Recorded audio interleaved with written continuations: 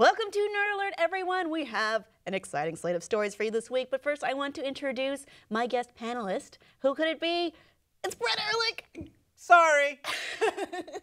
Sorry, everyone. Brett. It's such a great intro, and it seemed like it was going to be fantastic.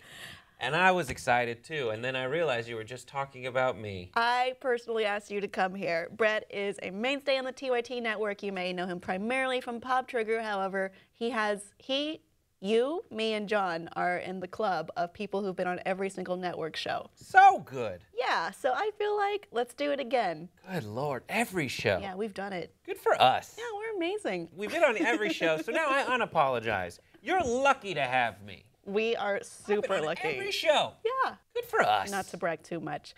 We're going to make a weird step right now, transitioning to the first story, which is a sad one. I would like to announce to you that after so many miles on the road, so many smiles shared with the world, HitchBOT is dead, and we killed him. Not us personally, but us Americans. HitchBOT was part of somewhat of a social experiment to see if robots could trust humans. This is a robot that has the ability to GPS track. He can tweet. I don't know if I should have said he. It can tweet. And it relied on people to carry it via car or whatever vehicle across nations, and it would report on its progress. And it was a test of human kindness to see if we could be kind to robots. It made it perfectly fine across Canada, some of the nicest people in the world, Germany, the Netherlands, and it got 300 miles into its American voyage before something tragic happened. Let's take a look at his smiling face. Or its smiling face. Oh, look at him. He was trying, and the answer for San Francisco or bust was bust. Yep. His head was taken off, arms are removed. And it's now probably a bong. I mean, maybe. The head is definitely a bong right now. It's kind of big. It's just someone has definitely turned it into some kind of, I don't know, it's in some dorm room right now.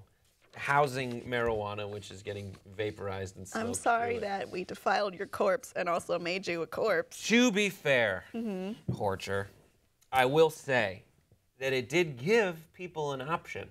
What? And, it didn't say San Francisco or somewhere closer to San Francisco than where I am now.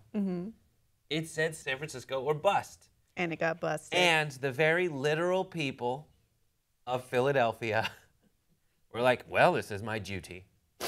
And I'm proud of them for doing that, for doing what the robot said. Yeah. And what no one else in scaredy cat Germany had the balls, the American balls to do. Why are we being so aggressive toward I'll tell you, the only reason it made it through Germany is he wasn't Jewish, HitchBOT. You know? HitchBOT started its journey on July 17th from Marblehead, Massachusetts, and made its way to Gloucester. To even got to see a Red Sox game in Fenway, and it made its way through New York as well. So Bostonians and New Yorkers maybe aren't as aggressive as they've been stereotyped. Philadelphia. Philly, though. Philadelphia is the city of brotherly love, and my brother and I used to beat the shit out of each other. So. Is that the true definition of brotherly love? Yeah. Because people have been trying to find meaning from this, and a lot of it has been that people are terrible. I'm an American, so I can speak for all of us. As an American, I understand just how dangerous drones can be. Oh, no, we're doing this now. So we decided to stop it before it stopped us. Oh, also, congratulations, you made it across the Netherlands. That's like 20 miles wide. I just did that. Since I've been talking, I've had enough time to go through the Netherlands. I don't think that's true.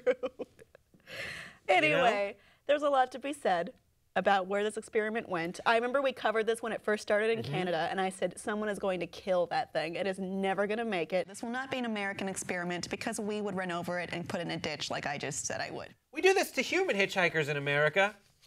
What? We disembody, we disembowel, we dismember human hitchhikers. Why should we be so machinist? robotist, okay, then we wouldn't do this to a robot. That is a fair point. Hitchhiking is dangerous, and I don't recommend it personally. But do you think that what happened to HitchBOT was maybe warranted? Was it going to happen? Or are we just terrible, terrible, terrible people? Let us know below in the comments, and please subscribe for more.